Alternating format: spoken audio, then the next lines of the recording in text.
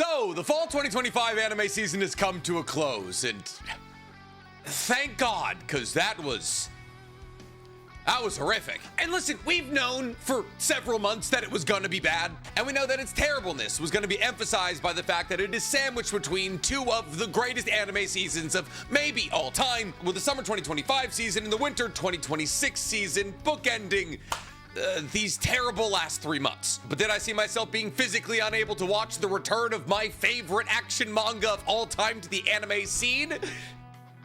Nope! But I also didn't see MHA sticking the landing as much as it did, so you win some and you lose some. But still, regardless of how incredibly terrible this season of anime was, we gotta do a wrap-up video on the season, because, well, I only have so many content ideas. And thus, with no further ado, let's head directly into the top anime of fall 2025, ranked and explained. But before we get to ranking or explaining anything, guys, please, for me, like this video, subscribe to the page, and hit that noti bell. And if you're looking for one additional Nick video every single week, you can go ahead and find my Naruto reaction series using the fourth wall link in my description below. We are on to Jiraiya's training. So obviously today, we're gonna be ranking these anime based off how much I enjoyed them, and therefore my list is gonna be subjective, and it's not gonna include the anime that I didn't watch, which I'm gonna be honest with you is like a fair amount of the anime that came out this season. However, I did watch at least what I would identify as the top 6 anime of the fall 2025 season. But one that I didn't watch that I would like to shout out with an honorable mention spot is Uma Musume Cinderella Grey. Now listen, I haven't watched any of Uma Musume. I know the animation is incredible, I know the community is rabid for more content, but I've just never really gotten around to watching the show. Now, do I play the game? Yeah, like incredibly casually, and I haven't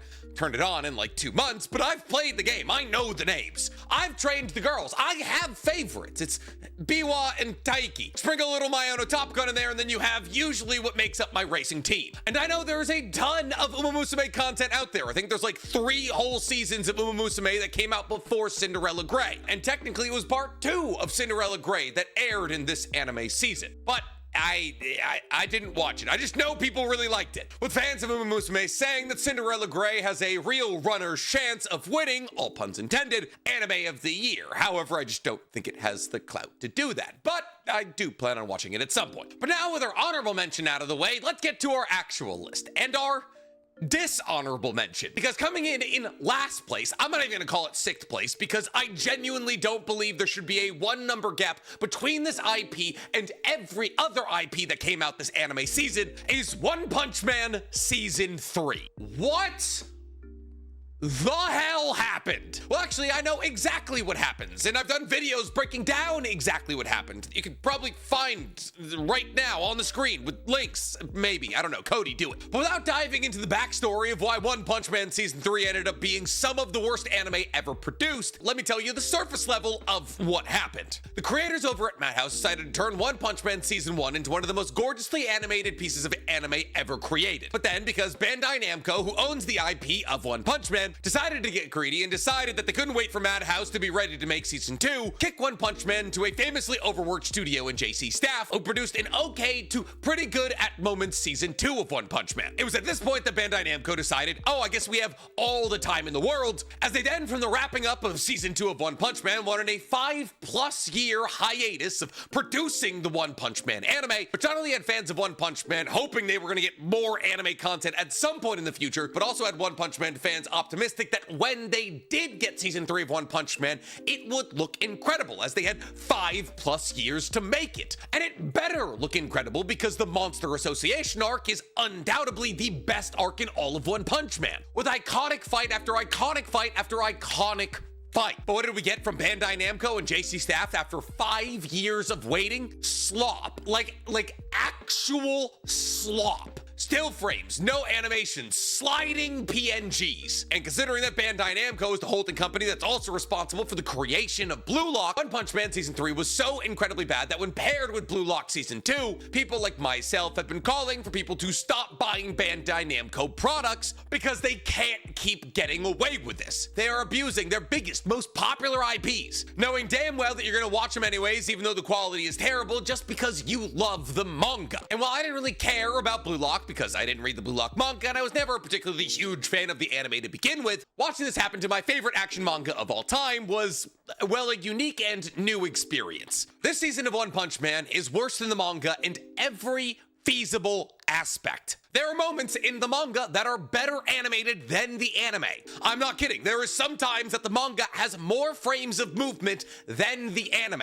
Fan animations of fights that take place in season 3 of One Punch Man that took less than a week to animate by one person look better than what we got from $1 billion organization. One Punch Man season 3 was the most anticipated anime out of this season. And considering the fact that it was running against basically no competition in this season, if it delivered in really any feasible way whatsoever, it could have skyrocketed One Punch Man's popularity back to the heights of season 1. And yet, no. An in-house director from JC staff who had never done anything of import in the anime world ever was assigned to lead this project. The majority of the animation was outsourced to Chinese animation studios, and not the good ones that made 2B Hero X. And some of the most iconic moments in the manga are censored in the anime like it's a 4-kids adaptation. One Punch Man Season 3, you are an embarrassment, and Bandai Namco closed down forever. Now, after the embarrassment that is One Punch Man Season 3, with an incomprehensibly large gap between our number 6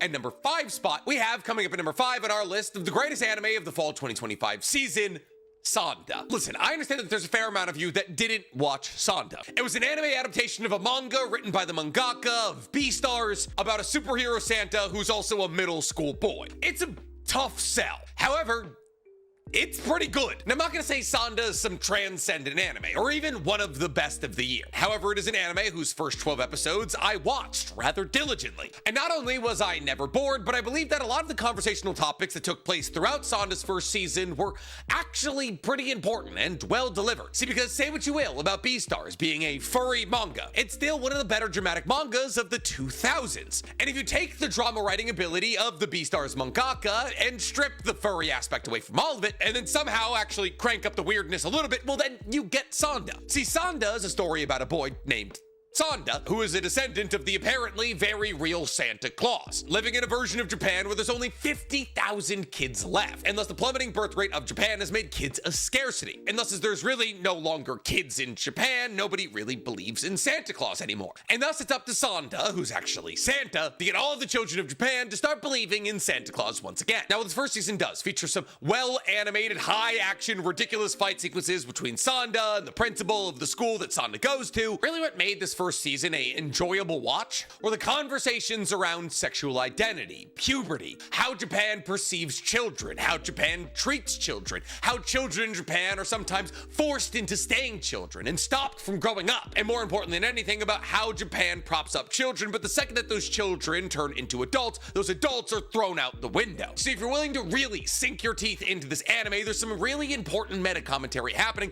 about modern day Japan, about their isolationist behavior, about their declining birth rate, about how they treat children, and more than anything, about how they fetishize youth. Yes, it's an objectively silly premise. And yes, it features romantic tension between 14-year-olds. However, that romantic tension isn't meant to sexualize the characters, but rather humanize them, as realizing that you either like the same sex or the different sex is something that happens around being 14 or 15. It's puberty. And thus, if you're willing to wade into the deep waters of Sonda, you'll realize that it's surprisingly deep. However, with a somewhat lackluster ending to season 1, and not really as much emotional depth as I would want from some of the side characters, I'm gonna have to put Sonda at number 5, which puts it directly behind our number 4 spot, because coming up at number 4 on our list, ranking and explaining the top anime of the fall 2025 season, we have Spy Family's 3rd season. Now listen, you'd be hard pressed to ever see me saying anything bad about Spy Family, but Spy Family is Spy Family. It doesn't matter what season you're doing, it doesn't matter how many episodes we're getting, Spy Family is always going to be Spy Family. However, this season does hold a special place in my heart. See, what Spy Family does usually have some seriousness interwoven into its kind of ridiculous story, whether that was your 7-episode long boat protection job that saw her killing like 50 plus people, Lloyd, Bond, and Anya working together to actually defuse literal bomb threats,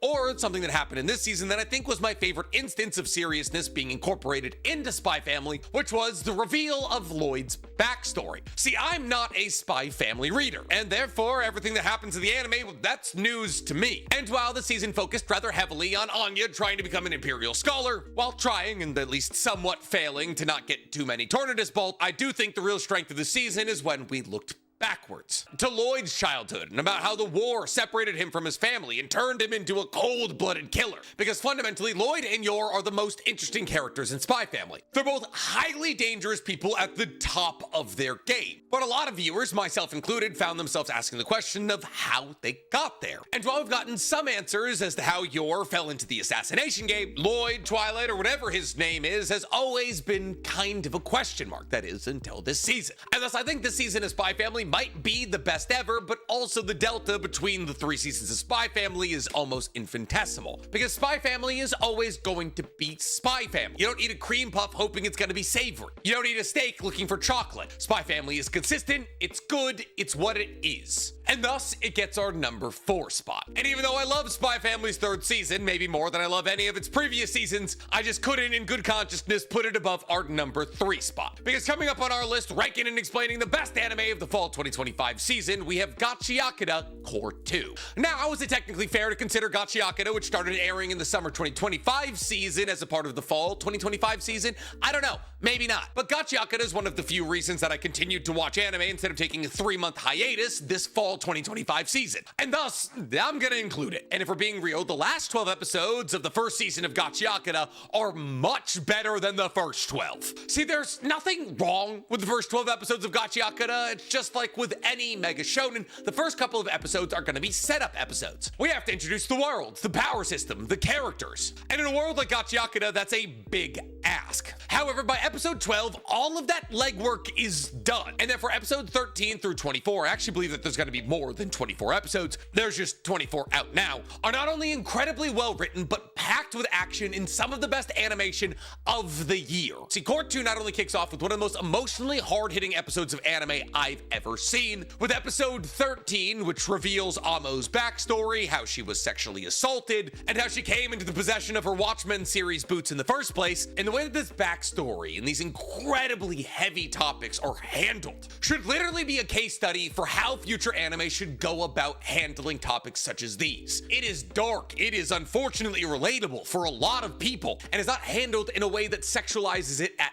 all. And it also makes Amo's entire character make so much more sense. But after this masterclass is wrapped up, almost all of the cleaners that we've met throughout the show are swept up into a gigantic trash beast, where they're all split into their own individual fights. Ryu fights a girl with electric hair, Zonka fights Jabber, Baby and Bro fight a guy with 6 metal arms, and every single fight is gorgeous, and also filled with incredible choreography and some of the most memorable moments in anime in recent years, like Ryu up in the blicky. These first 24 episodes were a phenomenal first showing for the Gachiakuta franchise, and I know I personally cannot wait for more. However, even with as good as these first 24 episodes were, there's another newcomer to the animated space who I can't help have a little bit more enthusiasm for. Which is why coming up at number 2 on our list, ranking and explaining the top anime of the fall 2025 season, we have The Mighty Nine. Now I know, it's American animation, Nick, it's not anime.